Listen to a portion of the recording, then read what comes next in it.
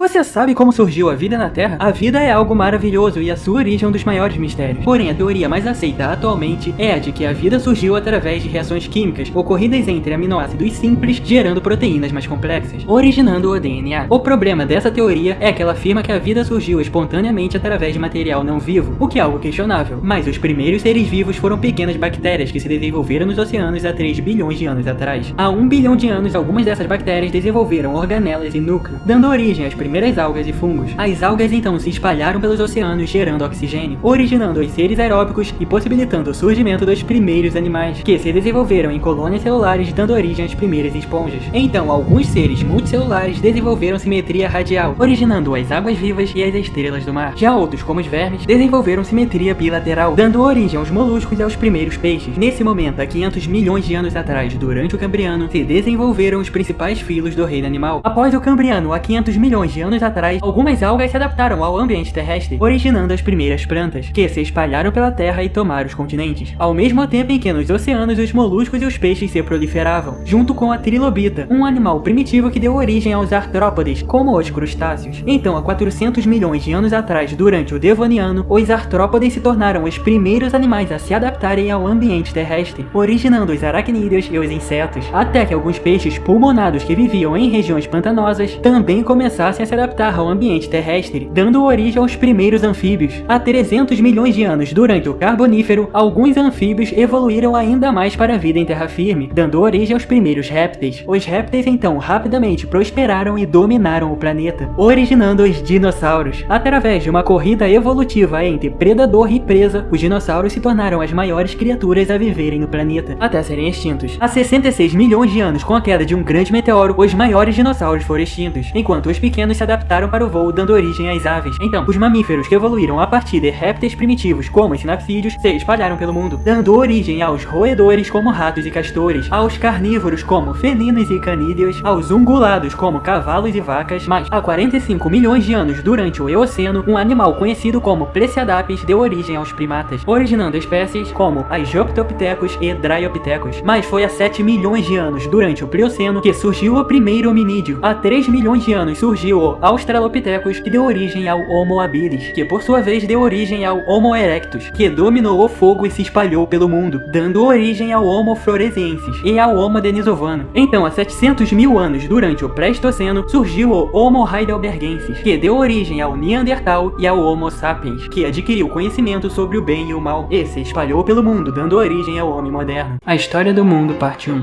O Homo sapiens deixou a África e se estabeleceu no Oriente Médio, onde descobriu a agricultura. Com a agricultura, as pessoas passaram a se assentar em pequenos acampamentos, que mais tarde se tornaram cidades. Grandes cidades precisavam de algum tipo de lei e ordem, com isso nasceram os impérios e as civilizações, como a Suméria e o Egito, que faziam comércio entre si e precisavam de algum tipo de registro, por isso os sumérios desenvolveram a escrita. A região da Grécia então começou a se tornar muito rica e a influenciar todas as culturas locais. Então surge o Império Persa, que entra em guerra com a Grécia, e os gregos, sob a liderança de Alexandre o Grande, vencem e conquistam os persas. Ao mesmo tempo que na região da Itália, Roma começa a se expandir, conquistando todo o Mediterrâneo. Porém, o Império Romano acaba ficando grande demais e começa a entrar em crise. Os hunos, vindo da Ásia Central, acabam deslocando as tribos germânicas, que cruzam a fronteira do Império Romano, que já enfraquecido não consegue combatê-los. As tribos germânicas então derrotam o Império Romano e conquistam a Europa, dando início à Idade Média. Depois da queda de Roma, as tribos germânicas se convertem ao catolicismo e a Igreja Católica reconstrói a civilização ocidental. Porém, a religião islâmica se desenvolve no Oriente Médio, se expande rapidamente pelo norte da África e avança pela Ibéria, ameaçando os europeus, que também sofrem ataque dos vikings vindos do norte. Carlos Magno e sua dinastia tentam restaurar o Império Romano e a Igreja Católica declara guerra santa aos islâmicos, dando início às cruzadas. Até que o Império Mongol desestabiliza o mundo inteiro e o surto de peste negra devasta a civilização europeia, que se reergueu através da Renascença. A Inglaterra começa uma guerra gigantesca pelo trono da França. Então surge o Império Otomano, que conquista a cidade de Constantinopla, um importante entreposto comercial para a Rota da Seda, uma rota comercial de onde os europeus compravam especiarias de impérios asiáticos, como a Índia e a China, causando uma crise gigantesca na Europa e forçando os europeus a encontrarem um caminho alternativo para a Ásia, dando início à Era das Grandes Navegações. Depois da queda de Constantinopla, os otomanos passaram a boicotar a Rota da Seda para enfraquecer a Europa. Mas o que eles não esperavam é que os portugueses, depois de lutarem por 700 anos contra os islâmicos, desenvolveriam uma grande embarcação capaz de viajar longas distâncias em alto mar, e com ela contornariam a costa da África e chegariam na Índia. Porém, Cristóvão Colombo acredita que poderia encurtar esse caminho se apenas seguisse uma linha reta dando a volta ao mundo. Mas o que ele não sabia é que tinha um continente inteiro no meio do caminho. Então os europeus tiveram uma ideia genial. Por que ao invés de nós comprarmos especiarias da Ásia, não produzimos nós mesmos essas especiarias nesse continente novo? Então Espanha e Portugal dividiram o mundo entre si e começaram a colonizar a América. Os espanhóis declararam guerra aos impérios que estavam surgindo na região, como o Império Inca e o Império Azteca. Com a invenção da imprensa e as ideias de Lutero, o cristianismo se divide em várias vertentes. Então a França e a Inglaterra invadem a América do Norte, os ideais iluministas se espalham pela Europa e chegam nos Estados Unidos, que financiado pela França conquista sua independência. Mas a França acaba endividada e os iluministas começam uma revolução que termina com Napoleão Bonaparte assumindo o poder. Em meio ao caos gerado pela Revolução Francesa, Napoleão Bonaparte assume o poder na França, desestabilizando o continente europeu, causando a independência das principais colônias na América e a dissolução do Sacro Império Romano Germânico, o primeiro Reich alemão. Ao mesmo tempo que a Revolução Industrial acontecia na Inglaterra, transformando o Reino Unido numa grande potência. Os britânicos então, percebendo que perderam sua influência na América, começaram a invadir e conquistar territórios na África e na Ásia. E logo começou uma corrida na Europa para ver qual país conquistava mais partes da África. Ao mesmo tempo, o Império Russo se desenvolvia como uma grande potência, e a Alemanha se reunificava sob o Império Alemão, o Segundo Reich, e esse barril de pólvora explodiu na Primeira Guerra Mundial. A Rússia e a Alemanha perdem a guerra, então os comunistas da Internacional Socialista liderados por Lenin derrubam o Império Russo, criando a União Soviética. Com medo do mesmo acontecer na Alemanha, os ideólogos da Nacional Socialista liderados por Hitler assumem o poder. Hitler então promete criar o Terceiro Reich alemão, dando início à Segunda Guerra Mundial. Porém, a Alemanha perde novamente. Com a Europa destruída pela guerra, os Estados Unidos disputam com a União Soviética a soberania do mundo. Até que a União Soviética colapsa economicamente, mas os movimentos progressistas desestabilizam os países e a China começa a enriquecer absurdamente. Seria o começo da Terceira Guerra Mundial.